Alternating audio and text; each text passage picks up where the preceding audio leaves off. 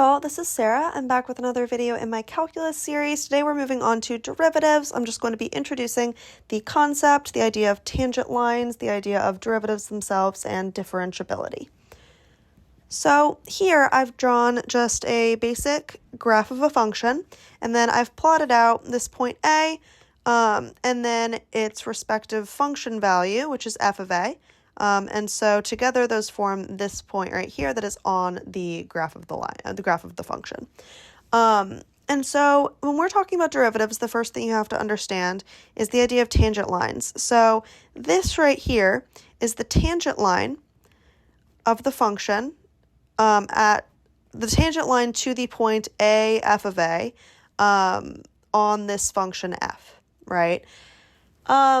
And so when we learn how to find the slope of a line, basically we think of picking 2 points on the line and subtracting their y values and subtracting their x values and subtracting the difference in y values over the difference in x values, right? The idea of like rise over run. So basically, if we want to find the slope of f at this exact point, what we could do is we could take this point, right? And we could find the line between these 2 points. And then take this point and find the line between these 2 points.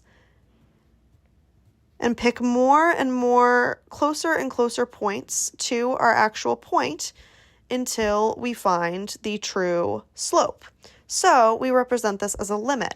And that limit is actually the derivative at the point. So f prime, the derivative of f at the point A, is going to be the limit as x approaches a, right? So as x gets closer and closer to a, of f of x minus f of a over x minus a.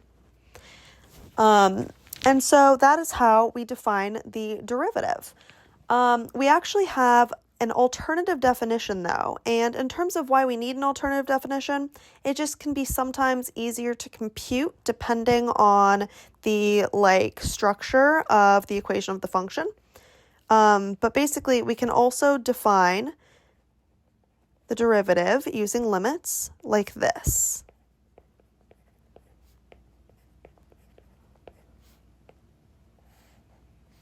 And so both are perfectly valid, they mean the same thing.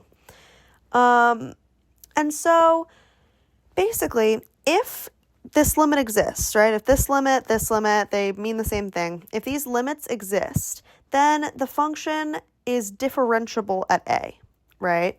So if f prime of a exists, then f is differentiable. I write this as diffable at x equals a. So, the other thing that we need to understand is how to actually construct the tangent line itself, right? We've found its slope, that's the derivative. Now, when it comes to just the equation of a line, if we have the coordinates of the point and we have the slope, we know that we can do y minus y1, where that's the coordinate, equals the slope, m, times x minus x1. All right, so what we can do here is move y1 over to the other side.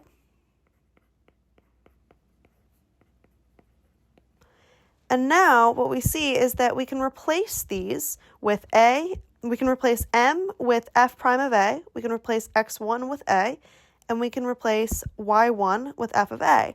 So this becomes y equals f prime of a times x minus a plus f of a. And so that is the equation for the tangent line itself to the function at the point a.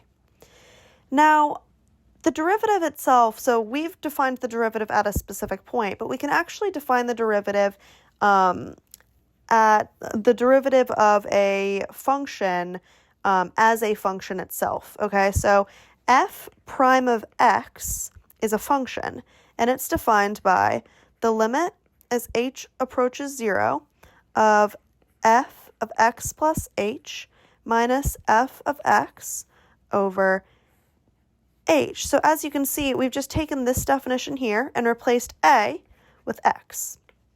So the reason we're able to do this, essentially, this is just taking all of those individual derivatives at each point and combining them into one big function.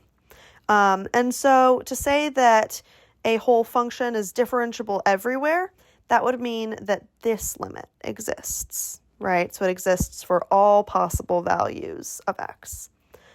All right, so that is just sort of an introduction to differentiation. And if you enjoyed this video, please like and subscribe. Thanks, y'all.